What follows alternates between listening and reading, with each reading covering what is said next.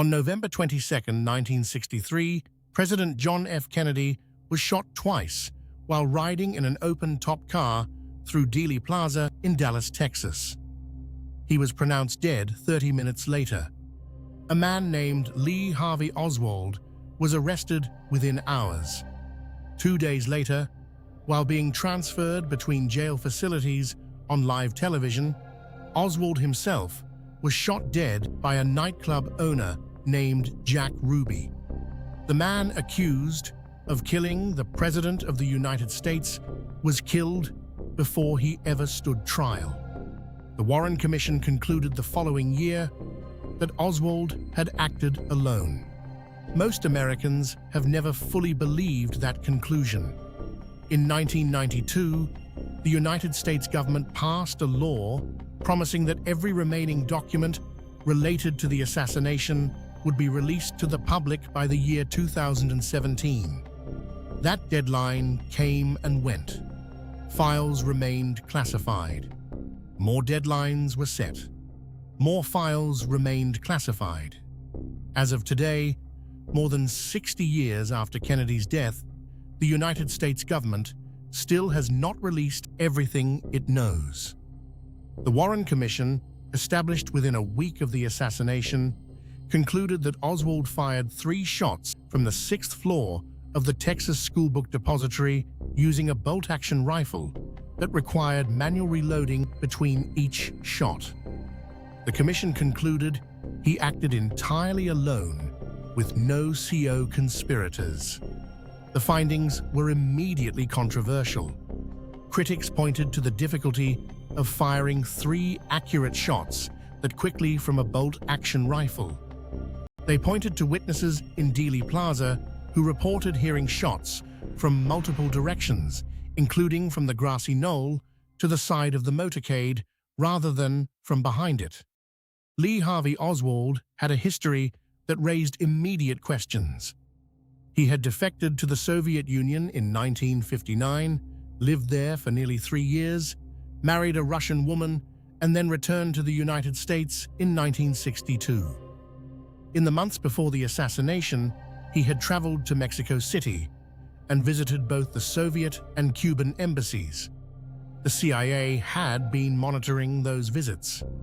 What exactly the CIA knew about Oswald's activities in Mexico City and when they knew it has been one of the most persistent points of controversy in the entire case.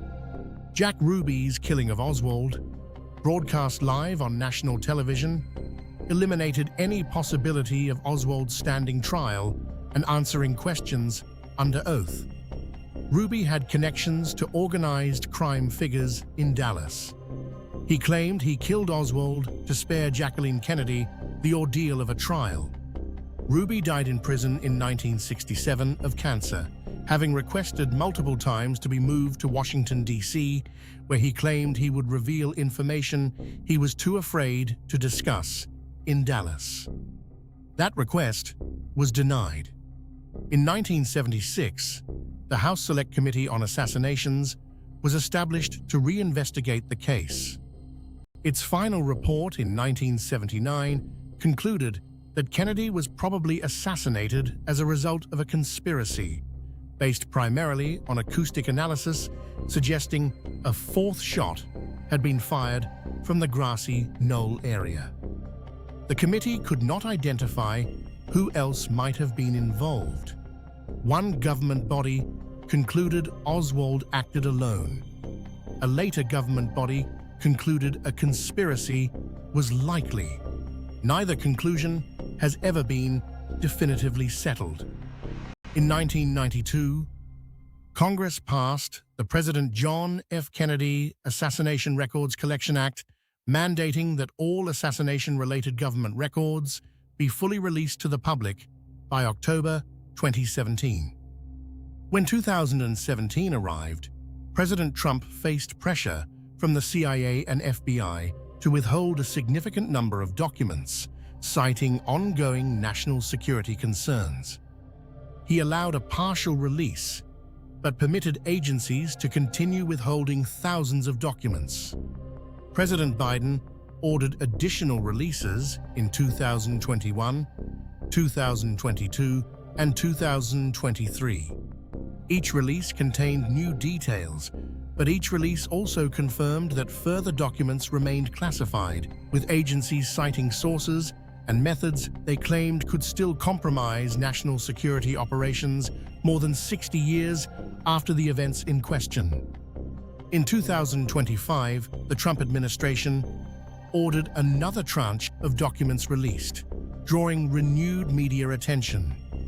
Researchers who have studied the released files note that what makes the continued withholding suspicious is the question of why documents about a 60-year-old assassination would still require protection if there were nothing in them connecting to ongoing intelligence operations. The CIA has stated that some withheld material relates to sources and methods unrelated to the assassination itself, simply filed in related folders at the time. Independent researchers remain skeptical that this fully explains the decades of delay. Jacqueline Kennedy lived the rest of her life never publicly stating who she believed was responsible for her husband's death.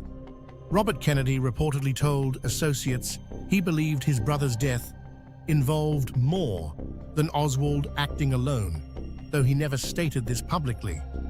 He was killed in 1968 before he ever had the chance to investigate it himself.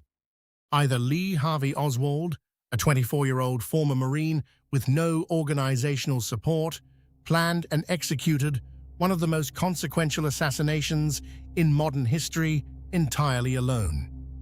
Or he did not act alone, and the documents that might tell us who helped him are still sitting in government vaults more than 6 decades later. The 25-year deadline came and went in 2017, and we still do not have the files. It is 2026 now. We are still waiting.